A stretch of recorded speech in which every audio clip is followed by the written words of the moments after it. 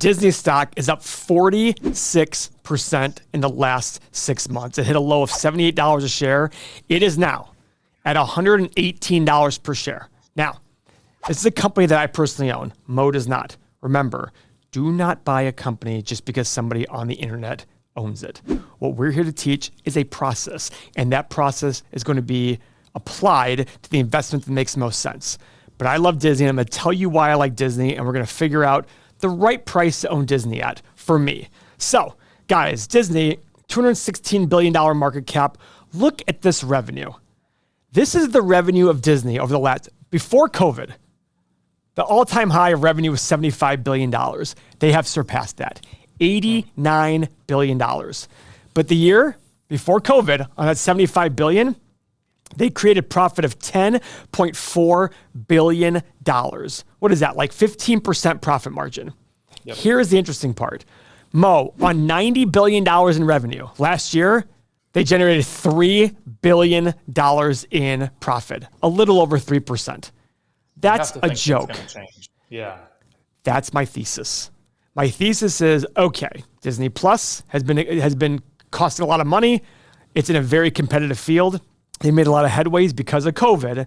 The question is, can they get back to 10 to 15% bottom line profit? If they can, this changes a lot. If they cannot, we'll see how it looks. But speaking of Disney Plus, let's check out some stats on Disney Plus.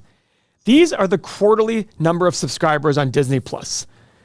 Q1 of 2020, which was right when COVID hit, they had 26.5 million subscribers. Mo, look at it now. This is back in Q1 of 2020, 150 million, which is off their high of 165 million. But I will say, it looks like it's stabilizing the last 3 quarters. Does appear like it's stabilizing. Yeah. I have Disney Plus. Not because of any other reason than they have some good movies. If my nieces come over, my grandkids come over, I have something to show them. And I believe I get it as part of Hulu, as part of some package with ESPN. So I have it all together, okay?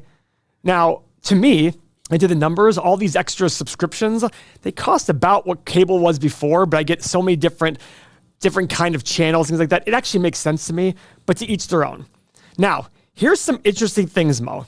Here's the average revenue per user for Disney Plus and Hotstar, which is their in India, their streaming channel. Now, before 2023, they didn't really break it out. And you saw the revenue kind of declining and stabilizing. Now look at this. Right here in dark is core Disney Plus, and the gray is the Hotstar. Look at this. Now it's starting to increase again, Mo. 647 to 684 per user. And look at India, 0.59 to $1.28. 0.59. Guys, this is what we love seeing. An increase in the average revenue per user. You want to start seeing that. You don't want to see that the revenue per user is declining along with declining sales and number of users. So we're seeing an increase in the average revenue per user, okay? Now, this is the amazing part. Look at the revenue of Disney going back to 2010 by quarter. Obviously, this big drop was because of COVID, but now it's back to those highs and further. Oh, wow. Yeah, so this is a company that's generating a lot more revenue. Their costs are just a little out of whack. There's been a lot of unfavorable things going on with Disney lately. My bet is that Disney is a huge, huge moat. Going back to Disney here, $216 billion market cap. Mo, if I asked you to go recreate Disney and I gave you a check for $216 billion, how would you do? It would be very difficult, even with that amount of money. I agree. And that to me is a good indication of a moat. They've got a great library of movies. They're keeping up with more content. They're creating more and more great movies. I just look at this and I think to myself, okay, all right. Like I look at this saying, as long as Disney can go back from 3.36% revenue back up to even 10%, what does that mean for the company? Right? You know what's funny? I just thought of something. So one of their, problems is all of their wokeness. But you hear the parents say, we're not showing our kids the movies that are coming out now, but what are they doing? They're going back to the old stuff. So they're still watching Disney. The kids still know Disney. It's not like they're separating from the brand. And people still love Disney. My brother goes to Disney 84 times a year, not literally, but he loves Disney. Yeah. You know, I have my wife's family, her nieces and nephews are all on a Disney cruise right now. They all love the Disney experience. Frankly, I'm not a Disney World, Disneyland kind of person, but I don't go to any amusement parks at all. So it's not like it's just for that reason. Right. I just look at it saying it's just not for me, but it doesn't mean I can't understand the business. We've seen Disney go up and down, got as low as 80 some dollars during COVID, went as high as 200. So wherever you bought it from, it can feel very emotional seeing this volatility. But when we're talking about the things we're talking about here with Disney, about the profit margin and how that profit margin is a lot lower, it can make more sense. It can help using data to eliminate some more of the emotional concerns that people get when they're buying companies. Because remember, investing with confidence does take a combination of the right process and the ability to handle your emotions, right? In the history of the world, everyone, including Warren Buffett, has made the wrong financial decision because of emotion. The greats are the ones that handle their emotions well. When you bought Disney, or if you didn't buy Disney and seeing go up and down, that's Mr. Market telling you, hey, you might be wrong, or hey, you might be right. It's being able to take the data and being able to apply that data to what you see here and say, okay, yes, the stock is down over 50% from its highs, but the fundamentals are as such. And we can all relate to seeing a stock skyrocket. If you were one of the ones who bought Disney at a low, and you saw it skyrocket, but then come back down, it's a question, am I right or wrong? That is exactly why I invested millions of dollars in this community, because the emotional side of investing is so incredibly difficult. Everybody makes these mistakes. But if you understand the fundamentals and the data behind this, you can take that lonely road that you're on when you're sitting in your apartment or home at night going, oh my God, I bought Disney at 200. Now it's at 80. Did I make the wrong decision? Peter Lynch talks about it. It's like I bought stocks at 12, then went down to 2, and then went to 50. It's hard to stay attached to that. It's hard to sit there and say, I'm going to stick it out with Disney. That's why I created the community. Because even I go in the community sometimes and say, guys, every single day actually I'm in the community, but I'll sit there and say, guys, what are your thoughts on this company? And I get a wide range of responses. What's your thought on my emotion I'm feeling right now? Wide range of responses. We want you to do what we did, which is focus on the truth behind the numbers to make better and more profitable decisions. Have that community so you're not alone in your apartment at night. I use these tools for exactly that reason. I personally was at that point in my life a long time ago where I was like, you know what? I want to buy cool companies because they're going to be around. I was sick of it. Chasing a company's stock up and then watching it fall was very frustrating. Watching a stock fall literally is one of the most lonely feelings in the world. You're sitting there worried, is this going to zero? And the more emotional your decision, the more likely you'll be incorrect in whatever decision you make. That has been proven time and time again that making highly emotional decisions costs you money in the long run. In the short run, chasing it can be fun and great. But when the stock starts to fall and the emotions of everybody else are taking over, that's when you need to be calmest. And that's why the community is so valuable. So guys, you have a decision to make. Are you going to be on this lonely road by yourself? Or do you want to be part of a community of like-minded investors, thousands of them, that you can bounce your ideas off of? Click the link below, join for $7 for 7 days to get that community and stop that lonely road. Now, before we get into actually looking at the stock itself and what it's worth, let's look at these analyst estimates. Mo, so this year, Disney is expected to make $4.35 per share. Mo, can you do me a favor? Look at our software. How many shares outstanding does Disney have right now? So Mo's going to go to the income statement and go to the very bottom. How many shares outstanding? 1.83 billion. So 1.83. Let's run it up to 2. And let's take the 4.35 and run it down to 4. $8 billion in profit. Last year, they did $3 billion. So they're already 2 2/3 times more, according to analysts, what they're going to report in profit this year. I'm not saying that's for sure. But that gets back to the margins of, from that point, about 8 or 9% from right there. Now, go further out, you're at $9 a share in 2028. Again, analyst estimates. But 9 times 1.8 equals what? Mo, anything? About $16 billion in profit. $16 billion. If they do $100 billion in revenue, that's 16%. If they do $110 billion, my point is, I think a lot of people are seeing that the profit margin has been depressed for a while, and I think this is a longer term play. And if the company can make $9 per share, multiply that by a PE of 20, you're looking at $180 a share.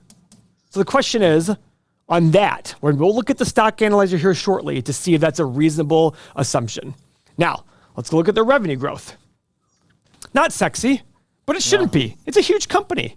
How are they going to grow revenue huge numbers? I mean, it's established business. Outside of like a Disney Plus, which is kind of a one-off thing, where are you going to drive that kind of revenue? Exactly. Now look at this, guys.